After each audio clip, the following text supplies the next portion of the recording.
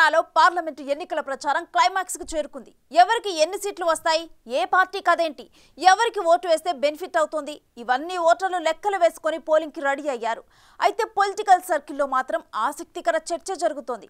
అసలు ఈ ఎన్నికల్లో బీఆర్ఎస్ పరిస్థితి ఏంటన్నదే ఆ హాట్ డిబేట్. అసలు గులాబీ పార్టీకి ఒక్క సీటు కూడా వచ్చే అవకాశం లేదని ఇప్పటికే కాంగ్రెస్, బీజేపీ నేతలు వరుసగా చెబుతూ వస్తున్నారు. మరి గ్రౌండ్ రియాలిటీ ఏంటి? గులాబీ దళంలో టెన్షన్ కనిపిస్తుందా? ఒక్క సీటు రాదన్న అంచనాలున్నాయా? జనంలో ఇంపాక్ట్ కనిపించడం లేదా? పోలింగ్ తర్వాత బీఆర్ఎస్ దుకాణం బందేనా? పట్టు నిలుపుకునే ప్రయత్నాలు ఫలిస్తాయా? రైట్, పార్లమెంట్ ఎన్నికల ప్రచారాలు క్లైమాక్స్ కు చేరుకున్నాయి. మే 13న పోలింగ్. మెజారిటీ సీట్లు దక్కించుకునేందుకు అన్ని పార్టీలు ప్రయత్నాలు చేస్తున్నాయి. కాంగ్రెస్, బీజేపీ రెండూ ఎక్కడా తగ్గటం లేదు. డబుల్ డిజిట్ ఖాయమంటున్నాయి. అటు బీఆర్ఎస్ అధినేత కేసీఆర్ కూడా తమకు 14 సీట్లు ఇస్తే కేంద్రంలో హంగ్ ప్రభుత్వంలో కింగ్ అవుతామంటూ మాట్లాడుతున్నారు. తెలంగాణ ప్రయోజనాలను కాపాడేది బీఆర్ఎస్ఏ అంటూ ప్రచారాలు చేస్తున్నారు. రైట్, ఇది ఓవరాల్ సినారియో. కానీ కంటికి కనిపించని ఎన్నికల వ్యవహారాలు కూడా నడుస్తుంటాయి. అవేంటో ఓసారి లుక్కేద్దాం. ఇప్పుడు గులాబీ దళంలో టెన్షన్ పెరుగుతుంది. మునుపటి జోష్ అసలే లేదు. ఎందుకంటే అసెంబ్లీ ఎన్నికలు ఓడి 5 నెలలు కూడా కాలేదు. అంతలోనే లోక్సభ ఎన్నికలొచ్చాయి. ఈ గ్యాప్ లో ఏం చెప్పి ప్రచారాలు చేయాలన్న విషయంపైన సందిగ్ధతే కనిపిస్తుంది. ఓవైపు మోడీ విధానాలను ఎండకడుతూ, ఇంకోవైపు రాష్ట్రంలో కాంగ్రెస్ 6 గ్యారంటీలను అమలు చేయడం లేదని, కరెంటు లేదని ఇలాంటి ప్రచారాలతో పని కానిచ్చేస్తున్నారు. కానీ ఇది సరిపోవడం లేదు. ఇప్పుడు తెలంగాణ లోక్సభ ఎన్నికల్లో కాంగ్రెస్, బీజేపీ మధ్య పోరుంటుందని గతంలో సర్వేలు కూడా వెల్లడించాయి.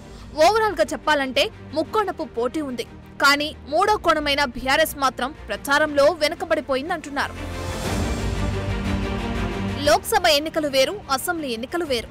ప్రజల అవసరాలు, మూడ్ అన్నీ మారిపోతుంటాయి.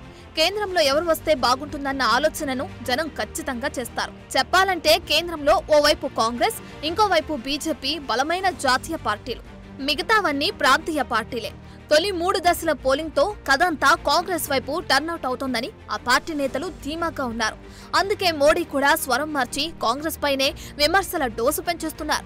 చివరికి అదానీ, అంబానీల నుంచి కాంగ్రెస్ ఎంత బ్లాక్ మనీ తీసుకుందన్న దాకా సీనొచ్చింది. చెప్పాలంటే లోక్సభ ఎన్నికలు జాతీయ అంశాలే అజెండాగా సాగుతుంటాయి. ఇందులో రాష్ట్రానికి సంబంధించిన ప్రచారాలు పెద్దగా వర్కౌట్ కావు. పోలింగ్ కు ముందు కొన్ని ఇష్యూస్ పోల్ అజెండాను నిర్ణయిస్తాయి. ఇప్పుడు లోక్సభ ఎన్నికల్లో అదే మూడ్ జనంలో కనిపిస్తుంది. అయితే బీఆర్ఎస్ మాత్రం ప్రచారంలో చెప్పుకుంటున్న అంశాలు పెద్దగా పేలటం లేదు. బీఆర్ఎస్ కు ఒక్క సీట్ కూడా రాదని కాంగ్రెస్, బీజేపీ నేతలు తీవ్ర స్థాయిలో ప్రచారం చేస్తున్నారు. పైగా గులాబీ పార్టీకి ఓటు వేస్తే వృధాయే అని కామెంట్లు చేయడం మొదలుపెట్టారు. దీంతో కేసీఆర్ బస్సు యాత్రతో ప్రచారాలు చేసుకుంటున్నారు. కాంగ్రెస్, బీజేపీలను కార్నర్ చేస్తున్నా అవి జనాలకు పెద్దగా ఎక్కడో లేదంటున్నారు. బీఆర్ఎస్ కు ఎందుకు ఓటు వేయాలి అన్న విషయాలు చెబుతున్నా అవి కూడా పెద్దగా వర్కౌట్ అయ్యే పరిస్థితి కనిపించడం లేదు. ఎందుకంటే గులాబీ పార్టీ అధికారం కోల్పోయి కేవలం 5 నెలలు మాత్రమే అయింది. దీంతో కరెంటు కోతలు, సాగునీరు, రైతుల పథకాలు ఇలాంటి విషయాలపై ఇంత షార్ట్ గ్యాప్ లో మళ్లీ బీఆర్ఎస్ వైపు మళ్లే పరిస్థితి అయితే లేదు. పైగా తెలంగాణలో కాంగ్రెస్ అధికారంలో ఉంది. అటు కేంద్రంలోనూ ఇండియా కూటమి స్పీడ్ పెరిగింది. దీంతో 2 చోట్ల ఒకటే ప్రభుత్వం ఉంటే మేలు జరుగుతుందన్న ఉద్దేశంలో ఓటరు నాడి కనిపిస్తోంది. అందుకు తగినట్లుగానే పరిణామాలను బేరీజ్ వేసుకుని ఓట్లు వేసేందుకు రెడీ అవుతున్నారు. అసలు మ్యాటర్ ఏంటంటే తెలంగాణలో ఓవైపు కాంగ్రెస్, ఇంకోవైపు బీజేపీని తట్టుకుని నిలబడడం కేసీఆర్ కు పెద్ద సవాల్గా మారింది.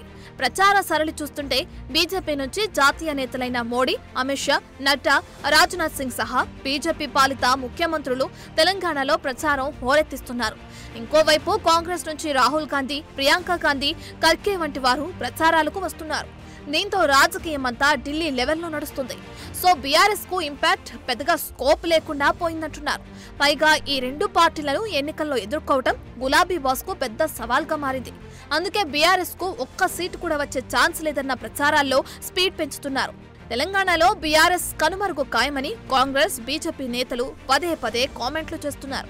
ఇక్కడ పాయింట్ ఏంటంటే చతికిలపడ్డ బీఆర్ఎస్ స్థానాన్ని బీజేపీ భర్తీ చేయాలనుకుంటుంది.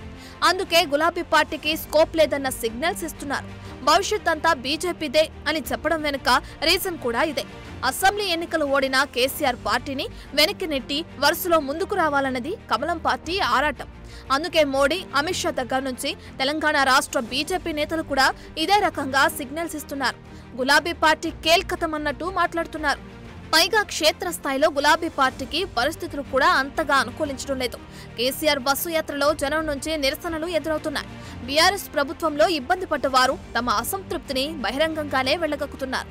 ఒకవైపు పార్టీ గ్రాఫ్ తెలంగాణలో రోజు రోజుకు దిగజారిపోతుంటే కేసీఆర్ మాత్రం ఎక్కువ ఎంపీ సీట్లు గెలిపిస్తే ప్రధాని అభ్యర్థిని డిసైడ్ చేస్తా, ఢిల్లీలో చక్రం తిప్పుతా, కింగ్ మేకర్ అవుతా అన్నట్టుగా మాట్లాడుతున్నారు. అంతేకాదు ఎవరు ఊహించని లోక్సభ ఫలితాలు ఉండబోతున్నాయని, బీఆర్ఎస్ కు భారీగా సీట్లు ఖాయమని చెప్పుకొస్తున్నారు. ఇటీవలి అసెంబ్లీ ఎన్నికలకు ముందు కూడా బీఆర్ఎస్ కు 85 సీట్ల దాకా వస్తాయన్నారు కేసీఆర్. సీన్ కట్ చేస్తే అందులో సగం కూడా రాలేదు. అది పరిస్థితి. For more videos like this, subscribe Big TV channel.